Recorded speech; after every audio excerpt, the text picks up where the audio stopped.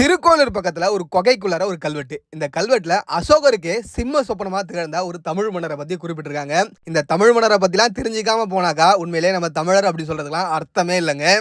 2000 ஆண்டுகளுக்கு முன்பு இந்திய நிலப்பரப்புல பெரும் பகுதியை ஆட்சி செஞ்சவர் அசோகர். அந்த அசோகர் அன்றைய காலகட்டத்துல தென்பகுதியில தன்னால நுழைய முடியல. அதற்கு காரணமா தமிழ் பேரரசர்களையும் மிக முக்கியமா ஒரு சிற்றரசருடைய பேரை குறிப்பிடுறாரு கல்வெட்டுல.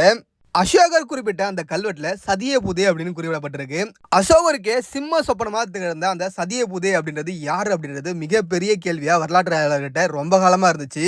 அதற்கு பதில் திருக்கோயிலூர் பக்கத்துல ஜம்பை அப்படின்ற ஊர்ல இருக்க ஒரு குகைக்குள்ளார கிடைச்சிச்சு. தமிழ் எழுத்து வடிவத்தில் எழுதப்பட்ட இந்த கல்வெட்டுல சதியபுதே, அதியன், நெடுமான், அஞ்சி, ஈத்த, பாழி அப்படின்னு குறிப்பிடப்பட்டிருக்கு.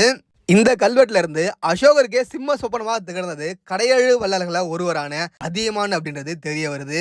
இப்படி வரலாற்றையே திருப்பி போட்ட இந்த ஒரு கல்வெட்டு திருக்கோயிலூர் பக்கத்துல ஜம்பை அப்படின்ற ஒரு ஊர்ல இருக்கு.